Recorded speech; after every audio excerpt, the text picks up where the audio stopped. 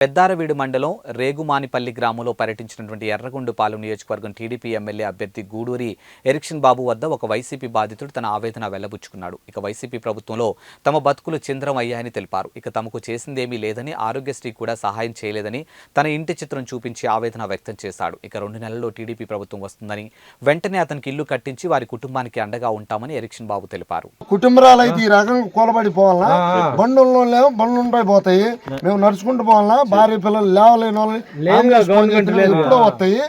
ఇదా ఏమన్నా చెప్పండి, తీసుకోండి.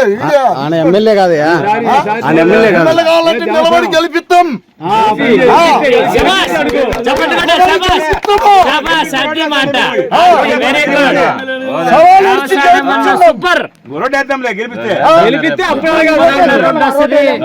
ప్రతి ఊరు కొడుతున్నా మొత్తం మళ్ళా మండలంలో తిరుగుతాం. 5 మండలాల్లో మా బతుకులేంది.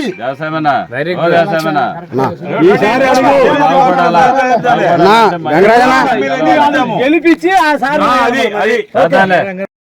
అదే నా కొంప, నా తరపులు ఉన్నాయి. ఒక్క నిమిషం కూర్చో, నా బాధ నీ గురించి చెప్పుకోవాలి. 5 మండలాలలో నీ ఎన్ని పోసి నేను నడుతా. ఊరు గ్రామస్తులు, పెద్ద మనుషులు కూడా తెలుసు. ఆయన నా ఓటు మాత్రం నేను వేయాల్సిందే. బూత్ లో ఏదో ఒకటి చేస్తాను,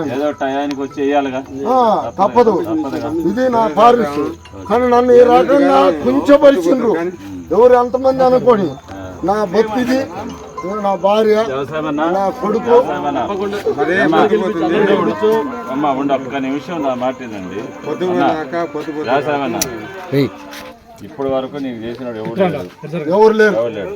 2 నెలలు ఒకటి మా సర్పంచ్ ఒకటి చేసింది, పోదంపల్లి సర్పంచ్ ఒక్కటి మాత్రం మేలు చేసిండు. ఇది రోడ్డు వేసి, ఈ తంబాలు వేసి, వాస్తవం. నాకు ఎవరు చేయలేదు. ఇది తెలుగుదేశం పార్టీ వేసిన రోడ్డే.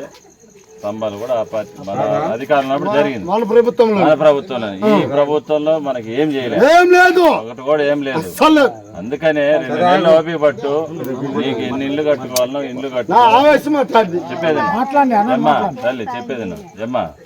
2 నెలలు ఆగండి, మన ప్రభుత్వం వస్తుంది. నేను ఎమ్మెల్యేని అవుతున్నా, మనకి ఇల్లు కట్టిస్తాం. అన్న అన్న అది నిజం. వాళ్ళు ఎంత ఇదిగా ఉన్నారంటే ఏమ్మా, అది రోడ్లు మనం ఇంత ఉండి కొడతా. నేను ఆ రకం కొంప పెట్టుకుని ఉన్నా. నాకు లివర్ పాయింట్ ఒక్కళ్ళు ₹1 అడగల. అది బాధ్యత. ఆరోగ్యశ్రీ లేకపోయినా కొడతా. చెప్పేది విను. ఇడ్జుడు, నీకు ఇల్లు రూపాయి ఖర్చు కాకుండా నేను ఎమ్మెల్యే అయినాక శాంక్షన్ చేపించి మొత్తం పైసలు పోయినా నేనే కట్టిస్తా. సరేనా? నీకు ఇల్లు కట్టిస్తాను, నువ్వు అడిగిన రోడ్డు ఇస్తా.